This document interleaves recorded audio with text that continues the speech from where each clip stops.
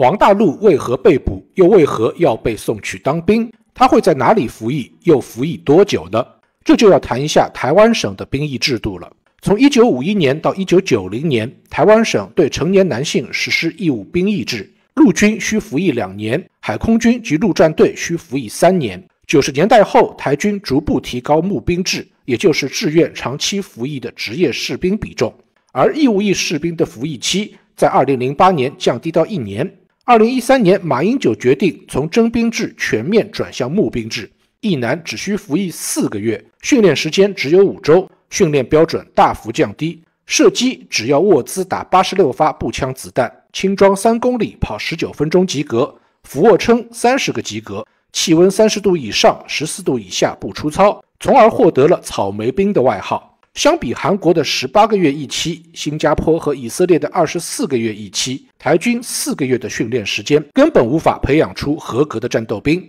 而同时，由于台军薪资水平低、霸凌现象严重等原因，扁柏城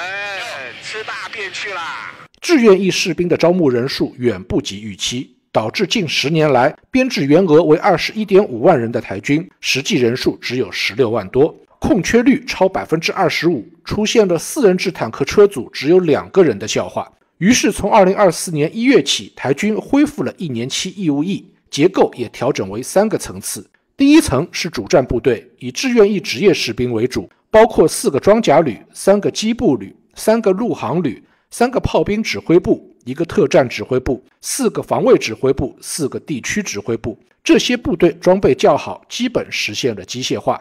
第3层级是18个县市后备部队，定位是城乡守备，平时编制150人，战时征召预备役人员填充。他们的装备更差，平均年龄更大，机动基本靠脚，通讯基本靠喊。夹在中间的第2层级是守备部队，以1年期义务役为主，也就是王大陆要被送去的地方。他们以若干不满编的架子步兵旅和新兵训练中心为基础，再复活了一批老番号，构成了11个新训步兵旅。都是5步1炮的编制，装甲车辆极少，步兵只有轻武器和一些便携式反装甲武器和肩扛防空导弹，炮兵只有2战水准的105毫米牵引榴弹炮。但守备部队并不等于2线部队哦，其中有5个旅被定义为海岸守备旅，在反登陆作战中，他们会被顶到海滩的一线。王大陆需要服役1年，训练时长44周，如有专长，也可调至主战部队或专业部队服役。服役期间射击不低于800发，还能学习标枪反坦克导弹、毒刺防空导弹、